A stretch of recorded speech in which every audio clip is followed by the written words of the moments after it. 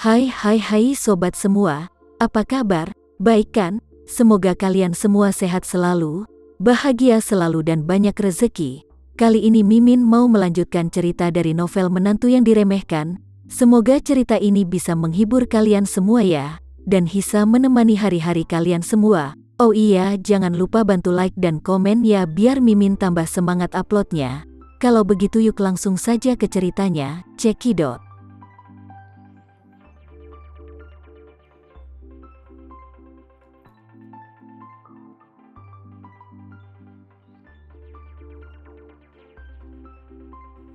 Dia berteriak, Nyonya Haris.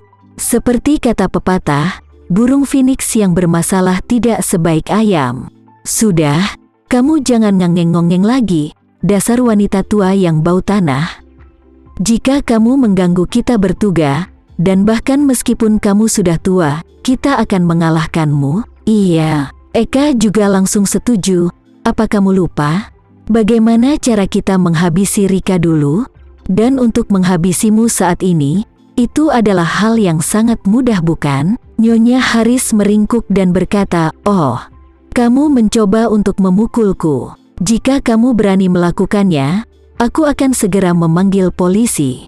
Dan kalian pasti akan ditangkap kembali. Nang juga mengepalkan tinjunya, temperamennya yang kasar membuatnya ingin segera memukul Nyonya Haris saat ini juga. Namun, sebelum dia keluar, dia memikirkan tentang instruksi yang diberikan kepadanya oleh penjaga penjara, dan dia berpikir, penjaga penjara telah mengatakan bahwa kita semua dengan jaminan menunggu persidangan.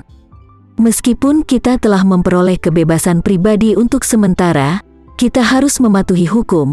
Jika tidak mematuhi hukum dan menimbulkan masalah, kemungkinan besar kita akan ditangkap lagi.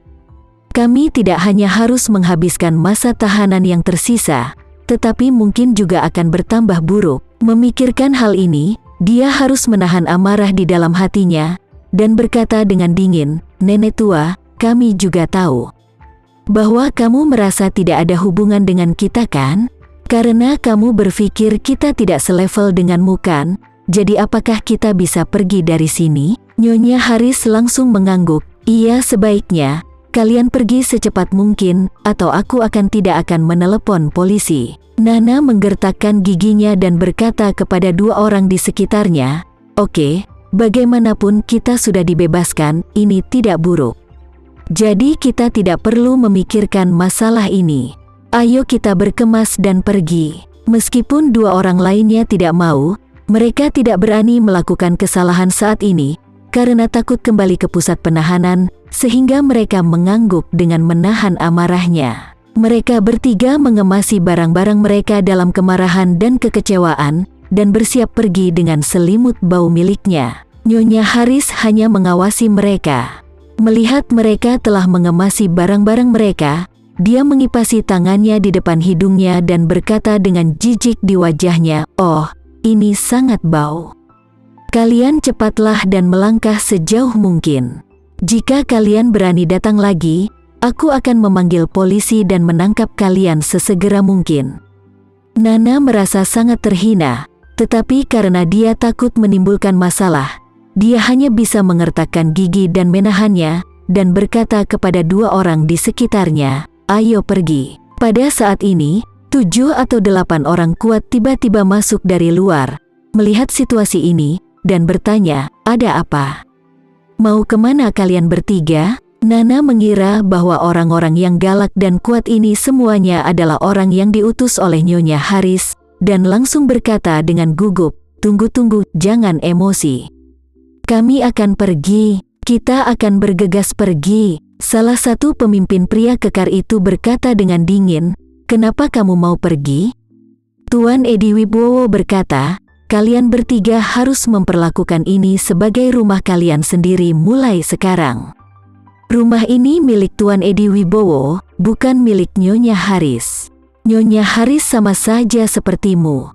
Dia hanya meminjam untuk tinggal di sini, jadi selama Tuan Edi Wibowo mengizinkan kalian tinggal, mereka tidak punya hak untuk mengusirmu. Nyonya Haris langsung bingung. Jadi Tuan Edi Wibowo lah yang mengatur Nana dan yang lainnya? Apa maksud Tuan Edi Wibowo sebenarnya? Apakah yang dia maksud tentang 3 pembantu yang dia atur itu adalah Nana dan yang lainnya? Tepat sebelum Nyonya Haris kembali ke akal sehatnya, Nana mendengar kata-kata lelaki berotot itu dan berseru dengan penuh semangat, "Ha!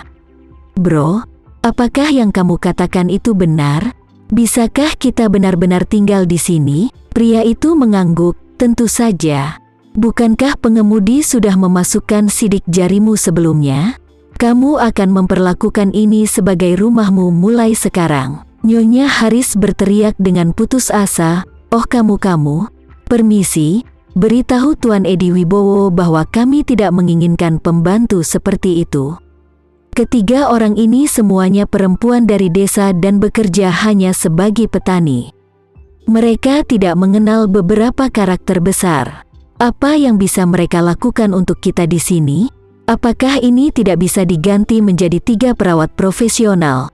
Dan lebih baik jika dia bisa mencuci pakaian dan memasak. Pria itu berteriak dengan dingin, "Nyonya tua, aku baru tahu bahwa meskipun kamu tua dan jelek, tetapi kamu berpikir dengan baik dan indah.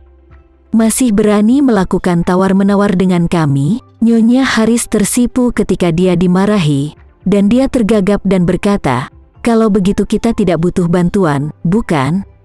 Biarkan mereka bertiga pergi. Kita akan melakukan semuanya sendiri. Ini akan lebih baik, bukan?" "Itu tidak baik. Seperti yang aku katakan tadi, ketiga orang ini sama dengan keluargamu. Mereka semua akan menjadi penghuni rumah ini mulai sekarang. Mereka akan duduk di level yang sama denganmu. Kamu tidak punya hak untuk mengusir mereka. Jadi mulai sekarang anggaplah mereka bertiga sebagai anakmu." Nana baru saja mendengar ini, memandang Nyonya Hari, lalu mencibir dan berkata, "Wah, Nyonya Haris, menurutku kamu benar-benar seekor burung phoenix. Tidak lama setelah kamu keluar, kamu bisa balik begitu cepat. Aku tidak menyangka villa besar ini sama sekali bukan milikmu. Dan ternyata, kamu hanya meminjam villa ini sama sepertiku. Aku tadinya benar-benar berpikir ini adalah villamu. Aku tidak berharap kamu sama dengan kita bertiga." "Betul," Bia berkata dengan jijik, "keributan barusan begitu kuat. Seperti villa ini milikmu saja. Aku benar-benar tidak menyangka semuanya hanya berpura-pura." Eka juga menggema, "Aku masih berpikir kamu benar-benar burung phoenix. Dan kamu tinggal di sarang burung phoenix yang bagus.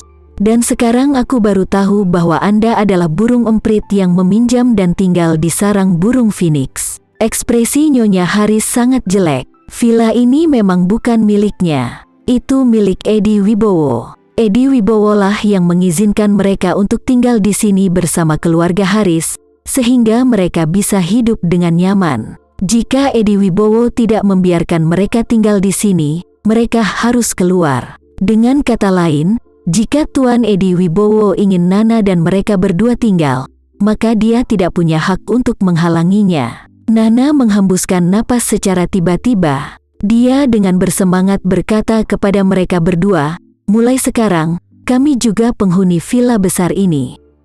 Beberapa burung emprit tua yang berpura-pura menjadi burung phoenix tidak lagi memiliki hak untuk mengusir kami." "Betul itu."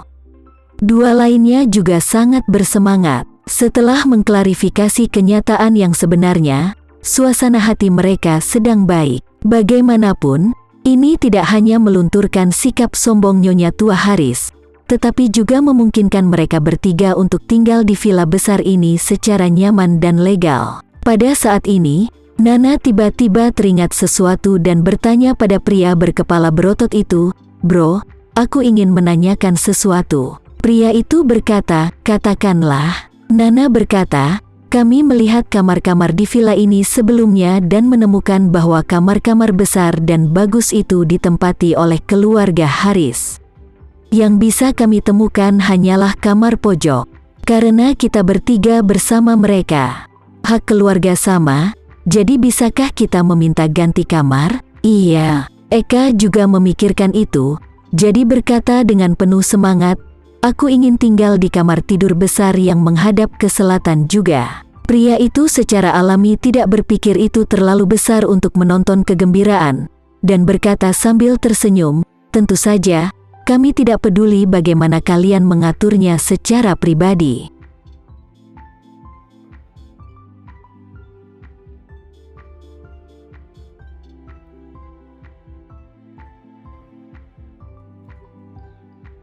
Sekian dulu ya cerita kali ini. Kita lanjutkan lagi ceritanya di lain waktu.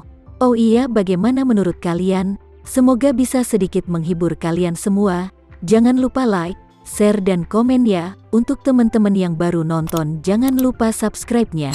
Hehehe. Kalau ada teman-teman yang ingin gabung langganan bisa langsung gabung saja untuk dapat fitur yang menarik dan sedikit membantu Mimin. Terima kasih sudah menonton. Sampai jumpa lagi. Bye bye bye.